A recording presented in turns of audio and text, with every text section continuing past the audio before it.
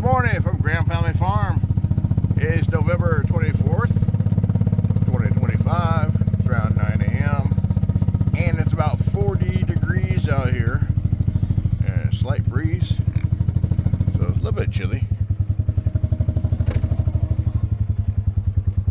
Good morning, Harold.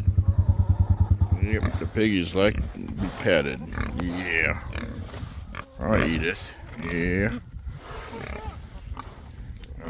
The water's froze.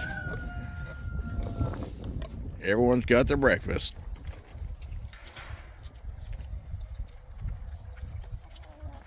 Yeah, the red chicken's still hanging around. Sure is a beautiful day. A lot of clouds scattered out, but there's blue sky above me and sunshine. Just the way I like it.